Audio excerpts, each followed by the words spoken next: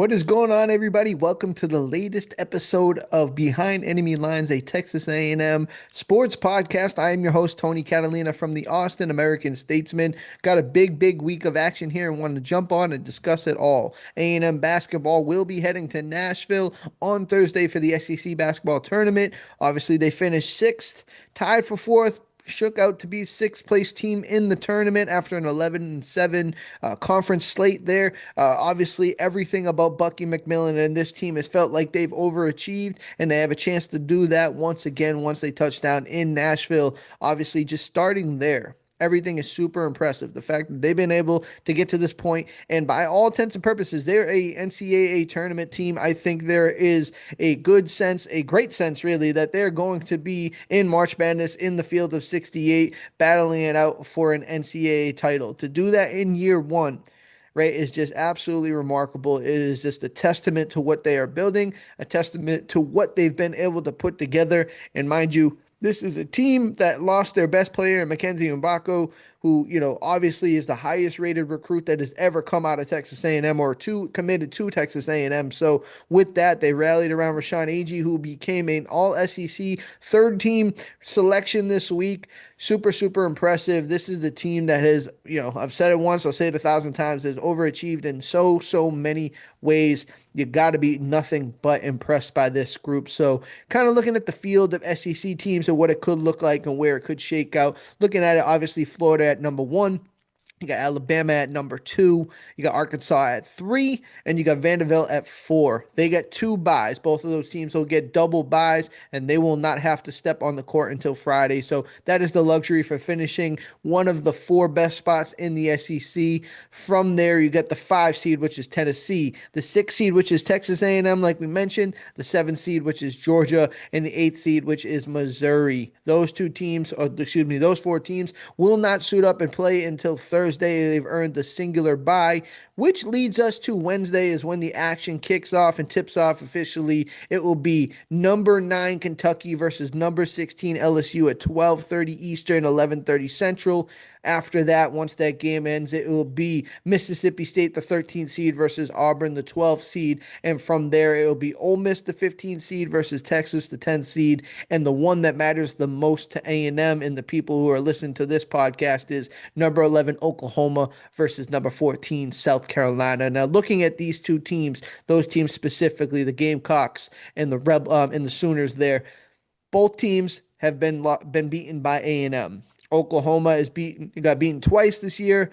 South Carolina has A&M beat one time. Oklahoma is one of those teams where they've gotten hot since A&M. It was their last loss in regulation, or excuse me, in the regular season was to A&M. So obviously this is a good team who's finding their stride at the right time. So if they're able to go ahead and beat South Carolina on Wednesday, that will be a tough matchup for A&M. No doubt about it. There's no questions. It's going to be a tough battle.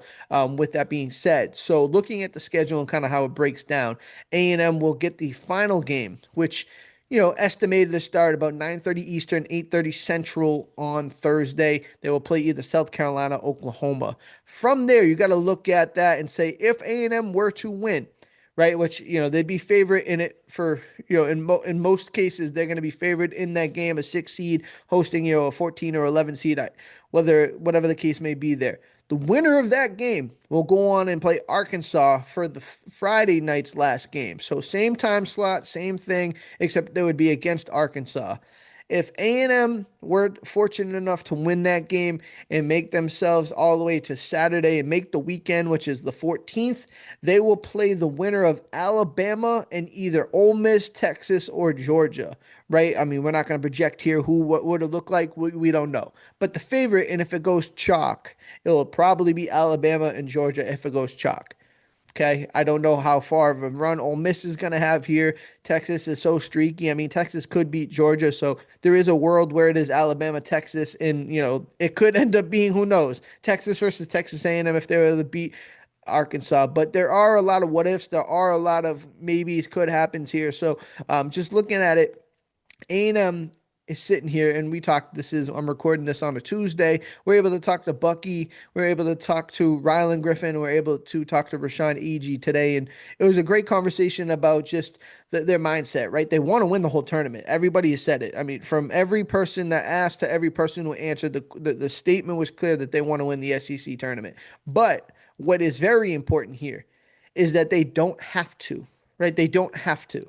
You want to win the SEC tournament. You want to wear the crown of the championship, the conference, and that's a great thing to put, just on the resume. Something they did. It's just absolutely great to say. But at the ultimate, at the end of the day, you want to win the NCAA tournament. You want to win March Madness. So it's just a different feeling when you walk into the arena knowing that you don't have to win this game to go. You don't have to make a deep run to be an NCAA term worthy team. They made it.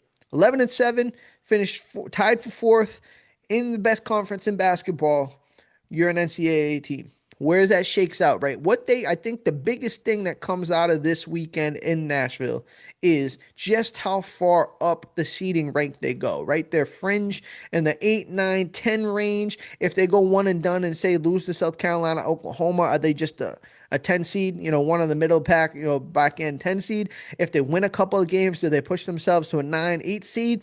That's what's really up here in the conversation of what can be changed and gained. So for them, they got to figure it out exactly where it's going to shake out. They're going to go in there to win basketball games. But this is a team that has played a demanding style of basketball this whole season, right? You wonder how much they could benefit from some time off, right? The Saturday triple overtime win over LSU, a thriller there. But that's extra basketball. They almost played an entire, they played what, 15 extra minutes. So they played another half of basketball essentially. It's just a demanding style, a lot of basketball. This is a team that's undersized, a team that wins with their effort and then win with their energy. So just how beneficial would it be to actually continue to try to win? We'll see what happens. We'll see how it shakes out ultimately. I mean, that Arkansas team is a really good team. Acuff Jr. is, obviously one of the best freshmen to ever come out of there. So just a really good team. So they got to figure out, beat South Carolina. They got to beat Oklahoma. They got a good squad. We'll see what happens there. But rest assured, the A&M fans, they know they got a good situation in front of them. Really impressive of Bucky McMillan in year one, able to find a way to knock that out. So with that being said, just want to kind of touch on it. Like I said, run through it one more time. Seed 1 is Florida, 2 is Alabama, 3 Arkansas, 4 Vanderbilt, 5 Tennessee, 6 Texas A&M, 7 Georgia, 8 Missouri, 9 Kentucky, 10 Texas, 11 Oklahoma, 12 Auburn, 13 Mississippi State, 14 South Carolina, 15 Ole Miss, and 16 LSU. That is how it shakes out, and that's what is going to be going down in Nashville this week. So A&M gets on the court last game, so I hope you guys had some coffee, maybe take a nap. It's going to be a late game. Those games never start on time. So if you're expecting 8:30 Central Time tip-off, it might be a little later than that. So we'll see how it goes. But Texas A&M will face off either against South Carolina and Oklahoma. Whoever wins that will get the right to play Arkansas. From there, we'll play the winner of the Alabama game. A lot to be excited about. Bucky Ball is alive and well, and it's going to be in a tournament sense. So with that being said, I am Tony Catalina from the Austin American-Statesman for another episode of Behind Enemy Lines, a Texas A&M sports podcast. We will catch you guys later. Peace.